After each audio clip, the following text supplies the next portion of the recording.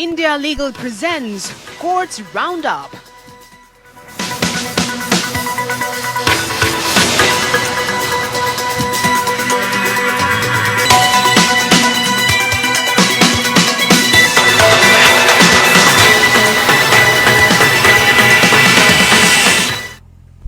नमस्कार, आप देख रहे हैं हमारी खास पेशकश कोर्ट्स राउंडअप। मैं हूं आपके साथ रेशु त्यागी। इस बुलेटिन में अगले आधे घंटे हम आपको कोर्ट से जुड़ी तमाम छोटी बड़ी खबरों से रूबरू करवाएंगे। कोर्ट की कार्यवाही और सुप्रीम कोर्ट से लेकर हाई कोर्ट और लोअर कोर्ट तक के फैसलों को आपके सामने रखेंगे। लेकिन आगे बढ़ने से पहले एक नजर डालते हैं हेडलाइंस पर। संवेदनशील मामलों में बेंचों के बदलाव के बारे में दुष्यंत दवे ने सीजेआई डीवाई चंद्रचूड़ को लिखा पत्र। कहा, लिस्टिंग नियमों की अनदेखी की गई। सीजेआई मास्टर ऑफ रोस्टर हैं, ऐसी प्रथा संस्थान के लिए सही नहीं है। निजी डिजिटल उपकरणों की खोज और जब्ती पर दिशा निर्देश तैयार करने में केंद्र की देरी पर सुप्रीम कोर्ट ने जताई नाराजगी। केंद्र ने दिया आश्वासन, दिशा निर्देश अगले हफ्ते तक होगा तैयार।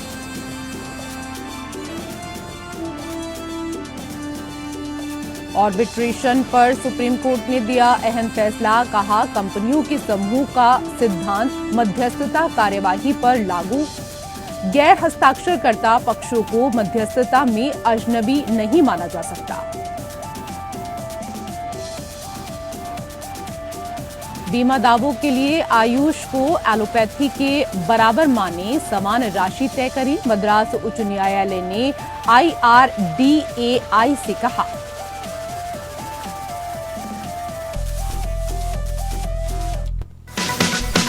India Legal presents Courts Roundup.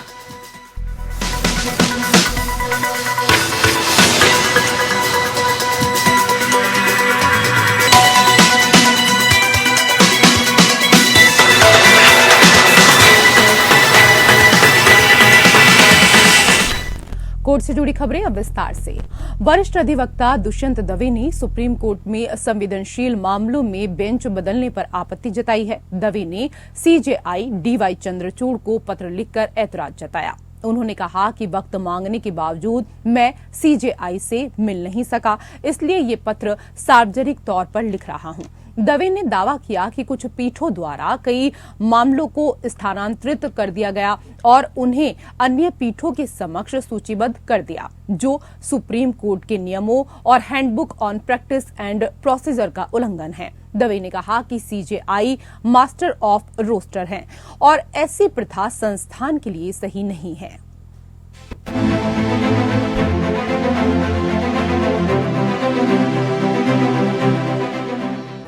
वरिष्ठ वकील और सुप्रीम कोर्ट बार एसोसिएशन के पूर्व अध्यक्ष दुष्यंत दवे ने प्रधान न्यायाधीश डीवाई चंद्रचूड़ को पत्र लिखकर सुप्रीम कोर्ट के समक्ष लंबित संवेदनशील मामलों को सूचीबद्ध करने पर नाराजगी व्यक्त की है।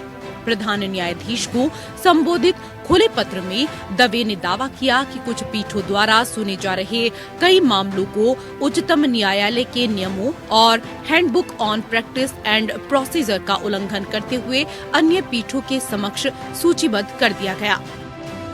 पत्र में कहा गया है कि मैंने व्यक्तिगत रूप से कई ऐसे मामलों को देखा है जो पहली बार सूचीबद्ध होने पर विभिन्न माननीय पीठों के समक्ष सूचीबद्ध थे और या जिनमें नोटिस जारी किया गया था, उन्हें उन माननीय पीठों से हटाकर अन्य माननीय पीठों के समक्ष सूचीबद्ध किया गया था। पहला कोरम उपलब्ध होने के बावजूद मामलों को माननीय पीठ के समक्ष सूचीबद्ध किया जा रहा है, जिसकी अध्यक्षता दूसरा कोरम करता है। कोर्ट नंबर 2, 4, 6, 7 के समक्ष सूचीबद्ध मामलों को अन्य माननीय पीठों के समक्ष स्थानांतरित कर दिया गया है और नियमों, प्रैक्टिस और कार्यालय प्रक्रिया पर हैंडबुक के ऊपर उल्लेखित और स्थापित प्रैक्टिस और कन्वेंशन की स्पष्ट अवहेलना की गई है। दवे ने कहा कि इस तरह स्थानांतरित किए गए मामलों में मानवाधिकार, संवैधानिक संसाधनों के कामकाज, लोकतंत्र, अभिव्यक्ति की स्वतंत्रता आदि के प्रश्न शामिल हैं। उन्होंने कहा कि दिलचस्प बात यह है कि ऐसा करने में पहले कोरम की वरिष्ठता को भी नजरअंदाज किया जा रहा है। पत्र में कहा गया है कि हमारा ध्यान बार के सम्मानित सहयोगियों, वरिष्ठों और एडवोकेट्स ऑन रिकॉर्ड द्वारा उन विभिन्न मामलों के बारे में भी आकर्षित किया गया है जिनमें वो कई मौके पर पहली बार पेश हुए हैं। बाद में मामलों को विभिन्न पीठों के समक्ष सूचीबद्ध किया गया है। दवे ने कहा कि मेरे लिए इन मामलों को गिनाना उचित नहीं होगा क्योंकि उनमें से कई लंबित हैं। इस संबंध में उन्होंने handbook on practice and procedure of court के प्रावधान पर प्रकाश डाला जो सीजेआई को रोस्टर को बदलने और किसी भी न्यायाधीश को आवंटित करने और सौंपने की असाधारण शक्ति प्रदान करता है।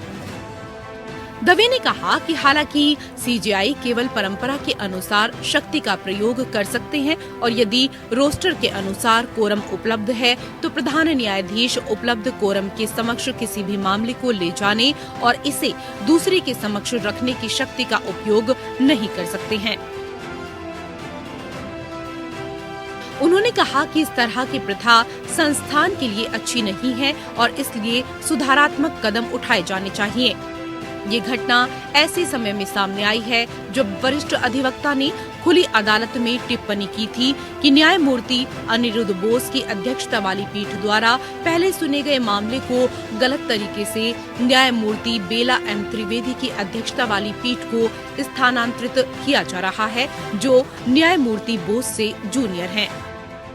इसके अलावा सुप्रीम कोर्ट कोलेजियम द्वारा अनुशंसित न्यायाधीशों की नियुक्ति को अधिसूचित करने में केंद्र सरकार द्वारा देरी से संबंधित मामले को न्यायमूर्ति संजय किशन कौल की पीठ से हटा दिया गया था जो मामले की सुनवाई कर रही थी। जस्टिस कौल खुद भी इससे खुश नहीं थे। उन्होंने मंगलवार को स्पष्ट किया कि फिल्म को हटाने में उनकी कोई भूमिका नहीं है। हालांकि उन्होंने संकेत दिया कि सीजेआई को नाम हटाए जाने के बारे में पता हो सकता है और सुझाव दिया कि कुछ मामलों को अनकहा छोड़ देना बेहतर है। Bureau report.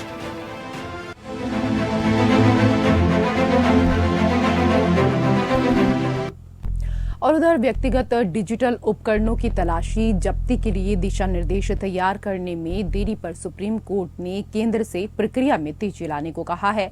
न्यायमूर्ति संजय किशन कौल और न्यायमूर्ति सुधांशु धुलिया की पीठ को additional solicitor general V Raju ने सूचित किया कि एक समिति का गठन किया गया है और केंद्र सरकार को दिशा निर्देश तैयार करने के लिए और समय की आवश्यकता होगी। एडिशनल सॉलिसिटर जनरल ने अदालत को आश्वासन दिया कि दिशा निर्देश अगले सप्ताह तक तैयार हो जाएंगे। इसके बाद अदालत ने मामले को 14 दिसंबर को सूचीबद्ध करने का आदेश दिया। वादी ने कहा कि जांच एजेंसियों की बेलगाम कार्रवाई से निजता का तो हनन हो ही रहा है, लोग परेशान भी किए जा रहे हैं।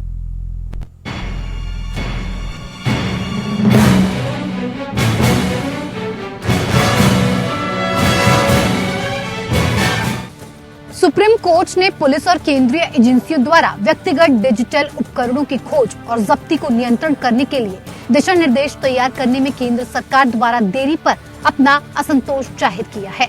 न्यायमूर्ति संजय किशन कौल और न्यायमूर्ति सुधांशु धुलिया की पीठ को अतिरिक्त सॉलिसिटर जनरल वी राजू ने सूचित किया कि एक समिति का गठन किया गया है और केंद्र सरकार को दिशा निर्देश तैयार करने के लिए और समय की आवश्यकता होगी।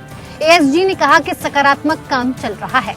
न्यायमूर्ति कौल ने हालांकि इस तरह के दिशा निर्देशों की मांग करते हुए शीर्ष अदालत के समक्ष याचिका दायर करने के बाद से सरकार द्वारा 2 साल की देरी पर सवाल उठाया। जस्टिस कौल ने कहा, हमने नोटिस कब जारी किया, कुछ समय सीमा का पालन करना होगा। 2 साल बीत गए मिस्टर राजू। शीर्ष अदालत कानून प्रवर्तन और जांच एजेंसियों द्वारा डिजिटल उपकरणों की खोज और जब्ती के लिए आवश्यक तंत्र के संबंध में 2 PIL याचिकाओं पर सुनवाई कर रही थी। एक याचिका फाउंडेशन फॉर मीडिया प्रोफेशनल्स ने दायर की थी जिसमें इस संबंध में दिशा निर्देश जारी करने की मांग की गई थी। याचिका में तर्क दिया गया है कि जांच एजेंसियों द्वारा डिजिटल उपकरणों को जब्त करने के लिए बेलगाम शक्तियों का उपयोग किया जा रहा है, जिसमें एक नागरिक के व्यक्तिगत और व्यावसायिक जीवन का बहुत कुछ नहीं तो बहुत कुछ है। याचिका में कहा गया है कि हाल के दिनों में जिन लोगों के पास से इस तरह के उपकरण जब्त किए गए हैं वो अकादमिक क्षेत्र से हैं या प्रतिष्ठित लेखक हैं। अगस्त 2022 में सुप्रीम कोर्ट ने केंद्र सरकार को शिक्षाविदों की याचिका पर एक नया जवाब दाखिल करने के लिए कहा था, ये पाते हुए कि उसका जवाबी हलफनामा अधूरा और संतोषजनक नहीं था उस साल नवंबर में अदालत ने उक्त जवाब दाखिल नहीं करने के लिए सरकार पर 25,000 रुपए का जुर्माना लगाया था। जब मामला बुधवार को सुनवाई के लिए आया तो याचिकाकर्ताओं का प्रतिनिधित्व करने वाली वरिष्ठ अधिवक्ता नित्या रामकृष्णन ने दिशा निर्देशों की तत्काल आवश्यकता पर जोर दिया, ये सुझाव देते हुए कि पूरी सामग्री को जब्त करने की बजाय उपकरणों पर आवश्यक डेटा की प्रतियां ली जा सकती हैं। रामकृष्णन ने बताया कि हाल ही में न्यूज क्लिक मामले के संबंध में 300 पत्रकारों पर छापा मारा गया था और अदालत से अंतरिम दिशा निर्देश निर्धारित करने पर विचार करने को कहा गया।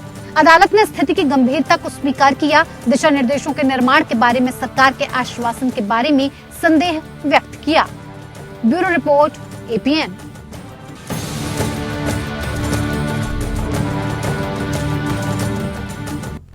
और उधर सुप्रीम कोर्ट की संविधान पीठ ने मध्यस्थता या आर्बिट्रेशन पर अहम फैसला सुनाया है। कोर्ट ने कहा कि कंपनियों के समूह का सिद्धांत मध्यस्थता कार्यवाही पर लागू होता है। अदालत ने निष्कर्ष निकाला कि गैर हस्ताक्षरकर्ता पार्टियों, हस्ताक्षरकर्ता जो कि कंपनियों के एक ही समूह से संबंधित इकाई हो, उनके साथ संबंधों के आधार पर मध्यस्थ विवाद के लिए अजनबी नहीं माना जा सकता।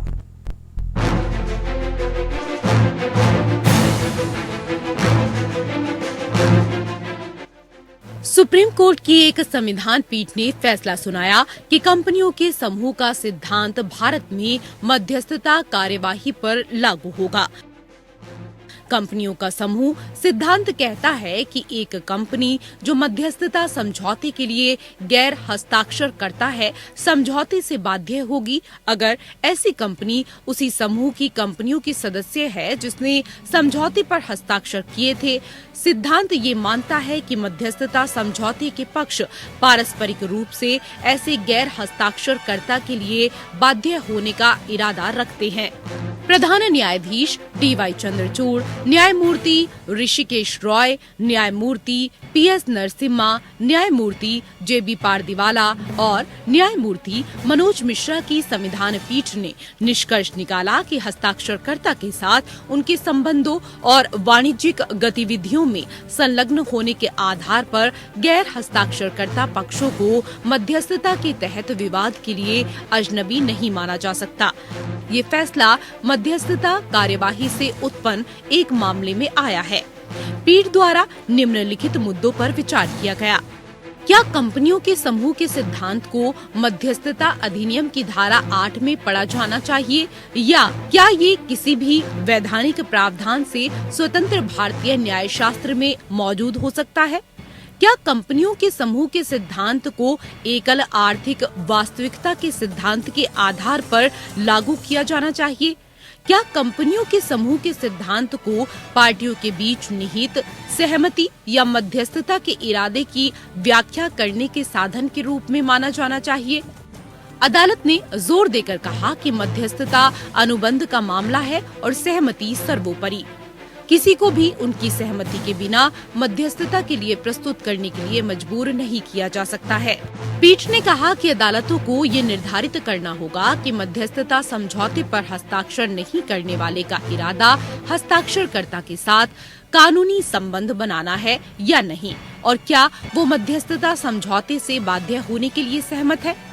मध्यस्थता और सुलह अधिनियम की धारा 7A का उल्लेख करते हुए न्यायालय ने जोर देकर कहा कि मध्यस्थता संविदात्मक है, लेकिन पार्टियों के लिए हस्ताक्षरकर्ता होना आवश्यक नहीं है कि वो इसके द्वारा बाध्य हों। अदालत ने एक संतुलित दृष्टिकोण का आह्वान किया, इस बात पर जोर दिया कि मध्यस्थता समझौते में किसी को शामिल नहीं करने के पार्टियों के फैसले को दरकिनार नहीं करना चाहिए था। Bureau report.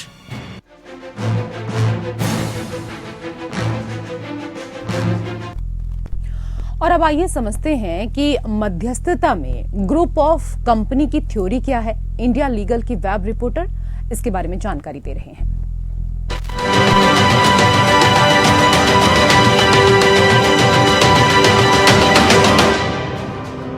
A constitution bench of the Supreme Court, led by Chief Justice DY Chandrachud, ने अभी निर्णय दिया है कि एक आर्बिट्रेशन एग्रीमेंट नॉन सिग्नेटरीज को बाइंड कर सकती है ग्रुप ऑफ कंपनीज डॉक्ट्रिन से। ग्रुप ऑफ कंपनीज डॉक्ट्रिन बताता है कि नॉन सिग्नेटरी कंपनी भी बाउंड होती है। एक आर्बिट्रेशन एग्रीमेंट से, अगर वो उस ग्रुप ऑफ कंपनीज का मेंबर है जिसने वो एग्रीमेंट साइन किया है। कोर्ट ने बताया कि group of companies doctrine Indian arbitration jurisprudence में लागू होनी चाहिए, क्योंकि उस समय पार्टीज की इंटेंशन पता लग सकती है कॉम्प्लेक्स ट्रांजैक्शंस में जिसमें अनेक पार्टीज और एग्रीमेंट्स है। चीफ जस्टिस ऑफ इंडिया ने बताया कि एक सिग्नेचर एक पार्टी की कंसेंट दर्शाने के लिए महत्वपूर्ण है, परंतु जिन्होंने एग्रीमेंट साइन ना किया हो वो उसका हिस्सा नहीं है, वह अनुचित है।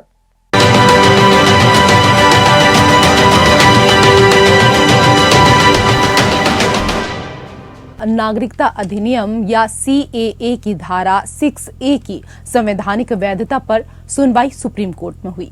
इस दौरान वादी के वकील श्याम दीवान ने कहा कि असम में लोगों के सांस्कृतिक अधिकारों का उल्लंघन हुआ है। वहीं CJI ने कहा कि बांग्लादेश की स्वतंत्रता और भारत के रोल के संदर्भ में इस प्रावधान को देखें। कुछ मानवतावादी दृष्टिकोण भी इससे जुड़ा हुआ था।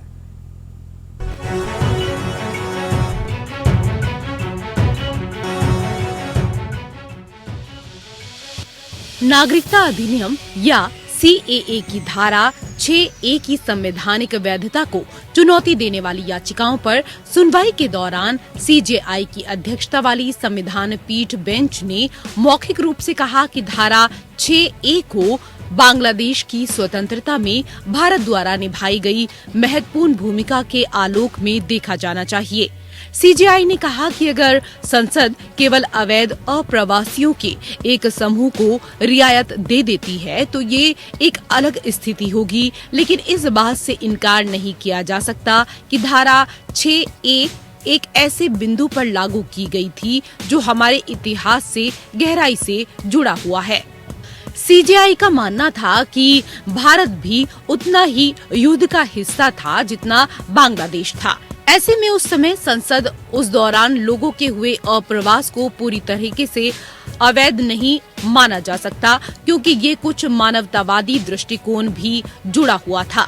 इसके अलावा उस समय के पूर्वी पाकिस्तान की आबादी पर किए गए अत्याचारों के आधार पर मानवीय था। यही कारण है कि भारत ने हस्तक्षेप किया। सुनवाई के दौरान कोर्ट ने स्पष्ट किया कि वो ये नहीं देख रही है कि आज क्या हो रहा है या समझौते के बाद क्या हो रहा है, लेकिन उस समय अवधि में जो अब के समय में स्थिर हो गई है, बाद में जो हुआ हम उसके आधार पर धारा 6A की वैधता पर फैसला नहीं दे सकते।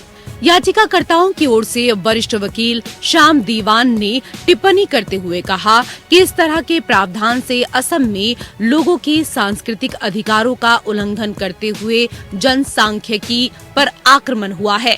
हालांकि CJI ने कहा कि अदालत संवैधानिक वैधता के सवाल पर विचार कर रही है और इसलिए उसे ये देखना होगा कि क्या 6A का प्रभाव ऐसा था कि 1966 से 71 के बीच 6A के संचालन से असम की सांस्कृतिक पहचान में आमूलचूल बदलाव आया। CJI ने पूछा कि क्या ये दिखाने के लिए कुछ है कि 1966 से 71 के बीच घुसपैठ 6A से सीधे प्रभावित हुई थी, क्योंकि CAA प्रावधान लागू करने का सवाल नहीं है, ये केवल वैधता का सवाल है। CJI ने कहा कि 1966 से 71 के बीच आने वाले किसी व्यक्ति की कोई आकांक्षा नहीं थी कि उन्हें नागरिकता दी जाएगी, वो सभी बस आ गए। दीवान ने कहा कि ये समझौता एक राजनीतिक समझौता है। CJI ने जवाब देते हुए कहा कि कानून ने केवल उस राजनीतिक समझौते को लागू किया है। उन्होंने कहा कि आपके पास कोर्ट के सामने ये बताने के लिए कोई तथ्य नहीं है कि 1966 से 71 के बीच आए लोगों को दिए गए लाभ का प्रभाव इतना बड़ा था कि राज्य की जनसांख्यिकी या सांस्कृतिक पहचान प्रभावित हुई थी। हालांकि कोर्ट इस मामले पर बुधवार को भी सुनवाई जारी रखेगा। Bureau report. और उधर दिल्ली की नई शराब नीति घोटाला मामले में आप राज्यसभा सांसद संजय सिंह की जमानत मामले में दिल्ली की राउज एवेन्यू कोर्ट में सुनवाई हुई।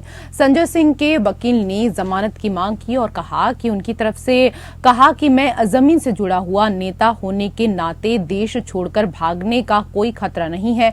संजय सिंह की तरफ से कहा गया कि 15 महीने तक मेरे ऊपर कोई आरोप नहीं था, ना ही कोई पूछताछ हुई, फिलहाल कोई दस्तावेज भी नहीं है। यहां तक कि ईडी द्वारा दाखिल की गई सप्लीमेंट्री चार्जशीट में मेरा नाम नहीं था और तो और गिरफ्तारी से पहले कोई आरोप भी नहीं था। संजय सिंह के वकील ने कहा कि मामले में दाखिल की गई चार्जशीट में भी मेरा नाम नहीं था। अब एजेंसी ने मुझे मुख्य साजिशकर्ता बता दिया। वहीं जांच एजेंसी ने मनीष सिसोदिया के खिलाफ चार्जशीट दाखिल की गई थी। उस चार्जशीट में 2 करोड़ संजय सिंह को कंपनियों से मिलने के बारे में एक बात भी नहीं कही गई। संजय सिंह के वकील ने कहा कि दिनेश अरोड़ा के बयान की विश्वसनीयता पर सवाल उठाते हुए कहा, जो शख्स कभी इस केस में आरोपी था उसके बयान की कितनी विश्वसनीयता है? क्या ये माना जा सकता है कि बिना किसी दबाव प्रलोभन के उसने संजय सिंह के खिलाफ बयान दिया है? संजय सिंह के वकील ने कहा कि दिनेश अरोड़ा के अप्रूवर बनते ही चंदन रेड्डी 4 अक्टूबर को अपनी याचिका वापस लेता है और फिर गिरफ्तार कर लिया जाता है। संजय सिंह की जमानत याचिका पर 9 दिसंबर को सुनवाई जारी रहेगी। अगली तारीख पर ईडी अपनी दलील रखेगी।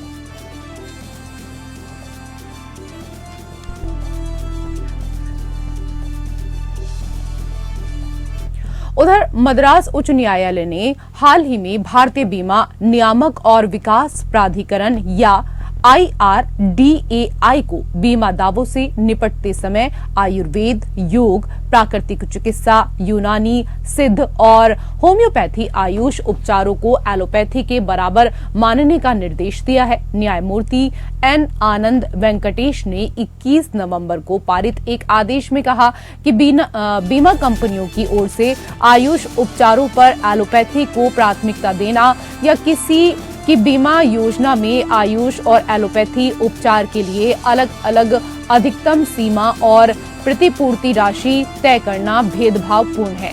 न्यायाधीश ने कहा कि चिकित्सा उपचार से गुजर रहे बीमा धारक को आयुष के तहत अनुशंसित एलोपैथी या पारंपरिक उपचार को चुनने का अधिकार है। न्यायमूर्ति वेंकटेश ने IRDAI को याद दिलाया कि कोविड-19 महामारी के दौरान जब स्वास्थ्य सेवाओं पर अत्यधिक बोझ था और वो दिन रात आपातकालीन मामलों का इलाज कर रहे थे, तब चिकित्सकों ने हल्के संक्रमण वाले लोगों के लिए पारंपरिक उपचार, घरेलू उपचार और आयुष उपचार की सिफारिश की थी। अदालत ने कहा, ऐसी परिस्थितियों में सीमा को प्रतिबंधित करना उचित नहीं होगा और इस तरह पॉलिसी धारकों को आयुष अस्पतालों में उनके द्वारा खर्च की गई राशि की प्रतिपूर्ति प्राप्त करने से वंचित किया जाएगा।